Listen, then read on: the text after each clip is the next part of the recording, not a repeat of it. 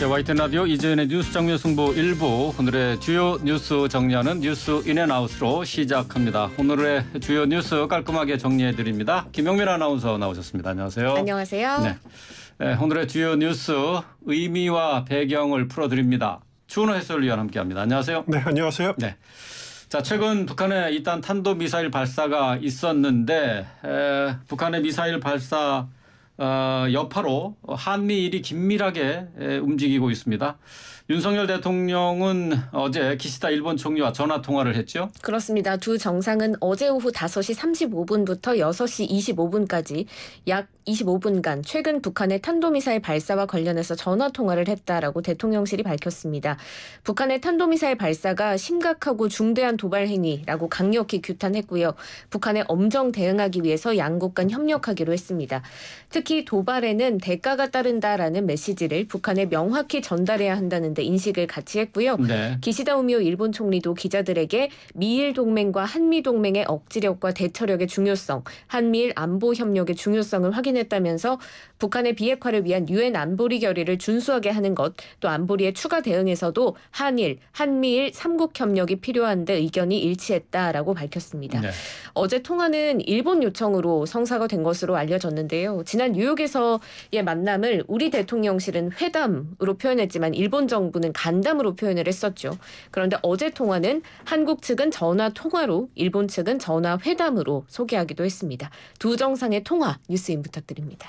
예, 일단 그 전화 통화냐, 전화 회담이냐, 간담이냐, 전 큰 의미는 부여할 필요 없다는 생각이 들고요. 네. 당시 그 뉴욕에서 그 일본 정부가 윤석열 전 대통령과 만난 거를 이제 간담으로 표현한 걸 두고 국내에서도 말이 많았지만은 당시 바이든 만난 것도 일본 측에서는 간담으로 표현했습니다. 그렇기 때문에 네. 큰 의미는 둘 필요가 없다는 생각이 들고요. 일단 북한이 일본 열도를 넘어서 탄도미사일 발사하자 일단 일본이 바짝 긴장하지 않았습니까? 그러다 보니까 한미일 3국 간의 모처럼 목소리가 일치를 하고 있는데 먼저 정상 간의 통화가 이루어졌죠. 네. 바이든 대통령과 기시다 총리가 통화가 먼저 있었고 네. 어제는 윤석열 대통령과 기시다 총리가 통화가 있었죠. 하지만 이제 한미 정상 간에는 통화가 진행이 되지 않았습니다. 네. 하지만 외교장관 간에는 박진 장관 또 블링컨 미 국무 하야시 요시마사 일본 외무상 이렇게 연쇄적으로 통화를 했고요. 네. 거기다가 한미일 간의 연합훈련도 진행이 됐고 오늘은 또 한미 간의 연합훈련도 진행이 됐고 모처럼 그 북한 탄도미사일 발사 그리고 북한의 핵실험이 임박했다라고 하는 그런 징후가 네. 한미를 안보 협력으로 묶고 있다라는 그런 느낌을 받습니다. 우리 관심은 모처럼 그 윤 대통령과 기시다 총리가 간의 통화가 이루어진 것을 놓고도 이제 안보 협력이 뭐 당연한 거고요. 그 양국 현안, 강제징용 피해자 문제에 대해서 어느 정도 또 이야기가 오갔느냐 이것이 우리의 관심인데 네. 일단 기시다 총리 말 들어보면은 현안에 대해서 짧은 대화했다. 한일 관계를 미래지향적으로 만들어가려는 노력을 계속하고 의사소통을 다양화해야 된다. 이런 이제 원론적인 이야기는 주고받았다고 그래요. 아마 그 수준에서 이야기가 된 것 같고요. 일본 언론 보도를 보니까 아사히 신문이 이렇게 평가를 했더라고요. 한일 최대 현안인 이제 징용공 문제가 무겁게 짓누르고 있지만은 북한 문제에서는 협력을 확인했다. 뭐 이렇게 평가를 했더라고요. 네. 하지만 이제 일본 정부의 기본 입장은 변한 건 없는 것 같습니다. 한일 간의 협조는 안전 문제, 안보 문제에 관한 것이고 네. 또 일본 정부는 한국이 이 문제 해결 성과를 가지고 와야 된다. 뭐 그런 기본 입장은 변함이 없다라는 그런 태도를 보이고 있습니다. 네, 제가 앞서서 통화 시각을 잘못 전해드려서 수정 좀 하고 가겠습니다. 그래요? 예. 5시 35분부터 6시까지 25분이었습니다. 네. 제가 산수가 부족해서 죄송합니다. 예. 자, 이 북한에서 탄도미사일이 발사가 되면은 유엔 안보리에서 관련 내용에 대한 제재 문제를 논의하게 되는데 네. 이 탄도미사일 발사가 어쨌든 국제적으로 금지된 상황인데 안전보장 이사회에서는 사실 이 북한의 탄도미사일 발사와 관련해서는 여태까지 지금 최근 들어서 별다른 규제 조치를 내놓지 못하고 있어요. 이번에도 마찬가지였죠. 네, 현지 시간 5일 유엔 안보리 회의가 열렸고 이에 대한 논의가 있었는데요. 한미일, 유럽 국가 등은 북한의 탄도미사일 발사를 규탄하고 비핵화를 촉구했지만 중국과 러시아가 북한의 행동이 미국 탓이다라고 정당화하면서 입장차만 확인한 채 끝났습니다. 네. 중국, 러시아는 상임이사국으로 거부권을 갖고 있는데 이 두 나라가 북한의 도발은 한미일 세 나라가 군사적 위협을 강화한 데 따른 대응 차원이라고 두둔을 하고 두 나라가 북한에 대한 추가 제재, 규탄 성명 채택도 반대한다는 입장을 내놓으면서 안보리 차원의 규탄 성명은 채택되지 않은 채 끝났습니다. 대한민국 외교부, 우리 정부는 앞으로도 안보리 차원에서 미국을 비롯한 주요 이사국들과 긴밀히 소통해 나가면서 북한의 핵미사일 위협에 대해 대응할 계획이다라고 입장을 밝혔는데요. 유엔 안보리 회의 뚜렷한 결과 없이 산회했는데요. 어떻게 보셨습니까? 예, 올해 들어서 유엔 안보리가 북한 핵 또 미사일 문제 가지고 회의를 연 것이 이번이 네 번째입니다. 네. 네 번째인데 올해 들어서는 새로운 뭐 대북 결의안이라든가 뭐 하나도 채택한 게 없습니다. 그건 말씀하신 대로 중국과 러시아가 북한 감싸기로 일관하고 있기 때문이다. 그랬다 보니까 북한이 탄도미사일을 발사를 계속해도 규탄 성명을 채택을 못하고 있는데 만약에 북한이 추가 핵실험하게 되면은 아마 다른 반응은 그때는 다른 반응이 나오리라는 생각은 듭니다만은 일단 안보리 회의에서 대부분의 이사국들이 북한의 미사일 도발이 안보리 제재 위반이다. 그리고 단호히 촉구해야 된다라고 이렇게 지적을 했습니다. 그런데 이제 중국과 북한이 이렇게 반대를 하면서 결국 중국과 러시아를 제외하고 안보리 서방 이사국과 또 한국, 일본만 따로 모여가지고 북한을 규탄하는 장외 성명을 이렇게 발표하기도 했는데 말씀하신 대로 이제 중국, 러시아의 거부권 장벽 때문에 새로운 대북 결의안이 가로막혀 있는 것을 가지고 이제 그린필드 미국 대사는 이렇게 표현을 하고 있습니다. 안보리 두 상임 이사국이 김정은의 행동을 가능하게 하고 있는 것이다. 아마 우리 정부도 같은 생각일 겁니다. 반면에 이제 중국과 러시아는 별도로 대북 결의안 초안을 또 준비 중이다. 이런 소식이 지금 전해지고 있는데 중국 경상 부대사 말 들어보면은 한마디로 대북 제재를 완화하자. 이런 내용을 담고 있는 것 같습니다. 그러면 이 대북 결의안 또 채택은 되지 않겠죠. 뭐 그래서 양쪽이 지금은 미사일 발사 가지고는 별로 접점을 찾지 못하고 있습니다. 네. 자, 이번에는 국내로 좀 돌아와 보겠습니다. 국민의힘 이준석 전 대표에 대해서 밤사이에 윤리위원회 징계 결과가 나왔는데 당원권 1년 정지 추가가 됐네요. 그렇습니다. 국민의힘 윤리위 5시간 넘게 마라톤 회의를 벌였고요. 이준석 전 대표에 대한 징계 수위를 결정했습니다. 당원권 1년을 추가 정지하기로 했습니다.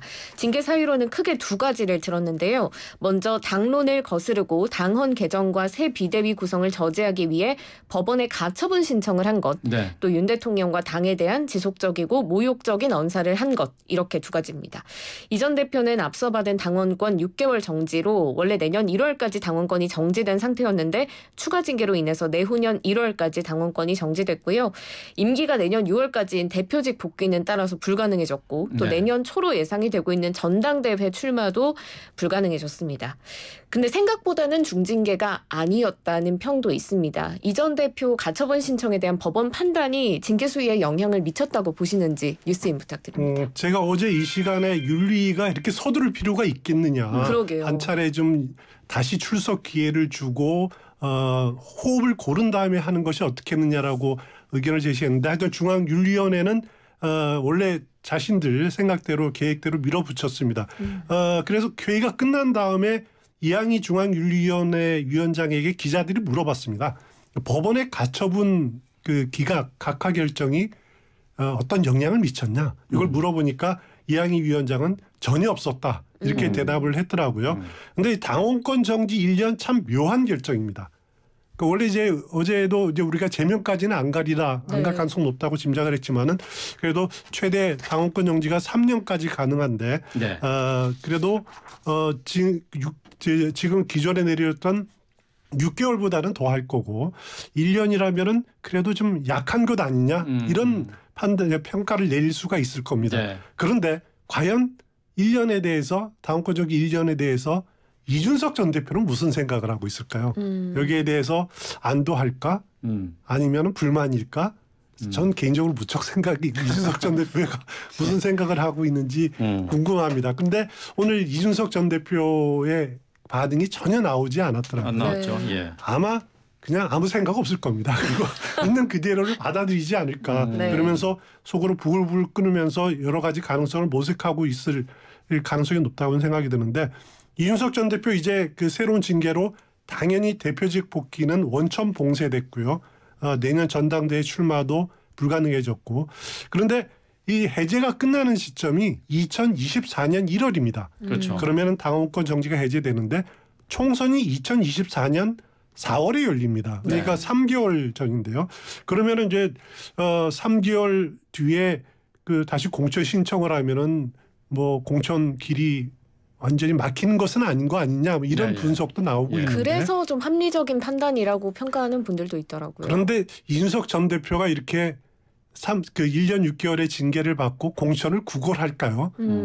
그때 뭐 이준석 전 대표가 무슨 생각을 하게 될지는 잘 모르겠습니다만은 이준석 전 대표가 힘을 다시 국민의힘과 손 잡고 또 다시 뭐 협력한다라는 하지 않으리라는 뭐 보장은 없지만은 그래도 많은 사람들이 생각하는 것이 새로운 길을 모색하지 않을까? 네. 신당 창당 등 통해서 뭐 국민의힘과 결별하지 않을까? 이런 생각들을 많이 하는 것 같더라고요. 아직까지는 본인이 입으로 명확하게 말을 하지 않고 있고 때문에 아마 본인도 네.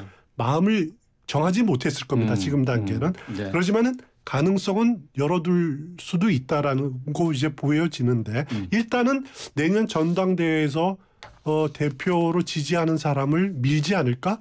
그럴 가능성도 있는 거죠. 네. 그 사람이 유승민 전 의원일 수도 있고 여러 가지 가능성을 놓고 생각할 수 있는데 분명한 것은 이준석 전 대표 더 외롭고 고독한 길 정말 국민의힘과의 결별일지 아니면은 그 내부에서 새로운 가능성을 모색하는 것인지 조금 지켜봐야 될 대목인 것 같습니다. 네.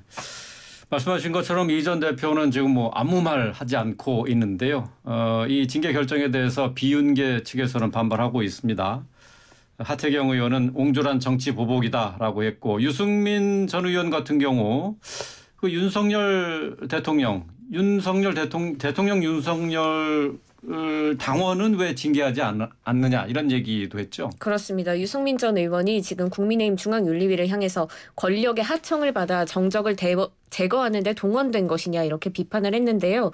지금 윤리위가 징계 사유로 가처분 신청을 한 걸 들었잖아요. 여기에 대해서 모든 국민은 재판을 받을 권리를 가진다라는 헌법 제27조 1항을 정면으로 부정한 위헌적 발상이다라면서 당대표직을 박탈당한 사람이 권리 회복을 위해서 법원의 판단을 구하는 자유와 권리, 그게 바로 핵심 징계 사유라니 지나가는 개가 웃을 일 아닌가라고 했습니다. 또 지금 모욕적 언사라는 두 번째 징계 사유에 대해서는 양도구역이 징계 사유면 이 땡땡들 땡 팔린다라는 막말을 한 윤석열 당원은 왜 징계하지 않느냐라고 윤 대통령을 직격했는데요. 유승민 전 의원 말씀하신 것처럼 반윤 이미지를 굳혀가고 있는 모습이네요. 일단 유승민 전 의원이 경기지사 당내 경선에서 패배한 이후 전혀 다른 정치인이 된 느낌입니다. 네. 과할 정도로 자기 목소리를 많이 내는데 그것도 윤석열 전 대통령을 겨냥할 때 목소리가 굉장히 커지고 있습니다. 분명한 거는 하여튼 유승민 전 의원이 반윤 깃발 든 건 사실인데요. 문제는 반윤의 깃발 들고 목소리를 내는 건 자유지만은 뭘 의도하느냐라는 거죠. 혹시 내년 전당대회 반윤을 내세워서 반윤의 중심으로 대표에 도전하려는 것 아니냐? 뭐 이런 추측도 가능하죠. 네. 본인은 한 차례 부인한 적은 있습니다만은 가능성을 닫을 필요는 없습니다. 그래서 이제 이준석 전 대표와 유승민 전 의원이 연대를 해서 유승민 전 의원이 대표 도전할 가능성은 뭐 살아 있다 이렇게 네. 볼 수도 있는 거고요. 왜냐하면은 이준석 전 대표의 징계로 국민의힘 지지층 가운데 2030 특히 2030 남성 지지층들이 이탈할 것은 충분히 네. 예상 가능하지 않겠습니까? 그동안 이제 이준석 전 대표 징계 중에도 이들과 이제 계속 소통하고 당원 가입을 독려해 왔는데 유승민, 이준석 두 사람의 결합은 2030 남성 보수층을 끌어들일 수 있는 그런 요인이 될 수 있는 거죠. 여기다가 국민의힘과 민주당 대표 경선을 보면 다른 점이 결정적인 게 하나 있습니다.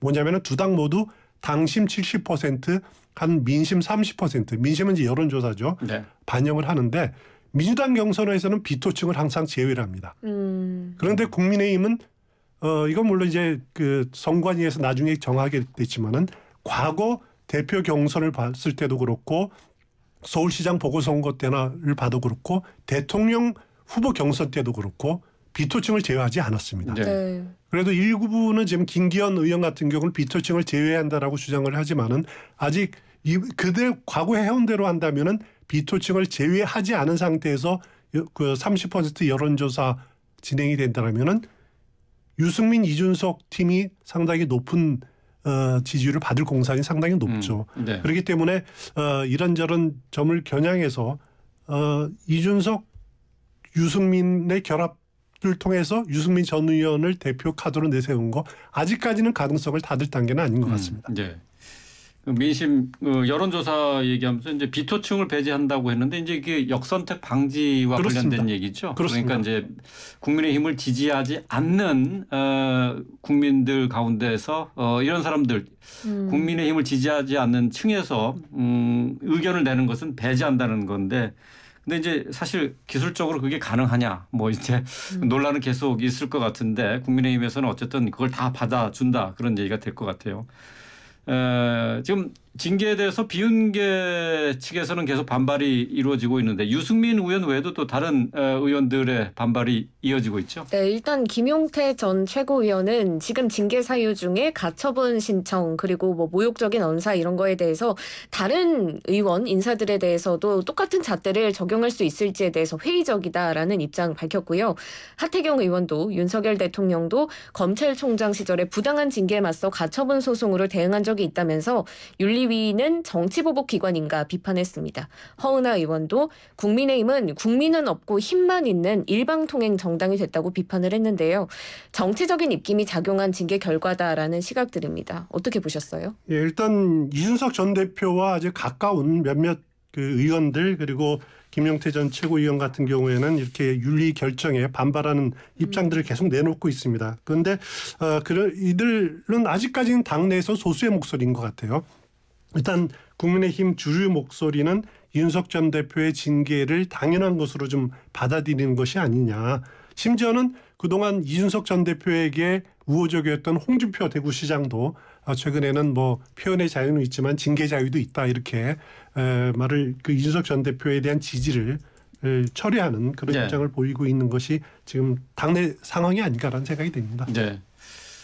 자, 또 다음 소식을 좀 잠깐 뭐 시간은 많지 않습니다만은 살펴보도록 하죠. 유병호 감사원 사무총장 또 이관섭 대통령실 국정기획수석 간의 문자 메시지가 노출이 되는데 이 내용을 두고 민주당이 이 두 사람과 또 최재 감사원장을 고발하기로 했죠. 그렇습니다. 민주당은 감사원 국정감사가 끝난 직후인 다음 주 12일에 고위공직자 범죄수사처에 정식 고발장 제출할 것으로 보입니다. 네. 지금 권권유착이다 아니면 대감 게이트다라면서 강하게 공세를 펼치고 있는 모습인데요.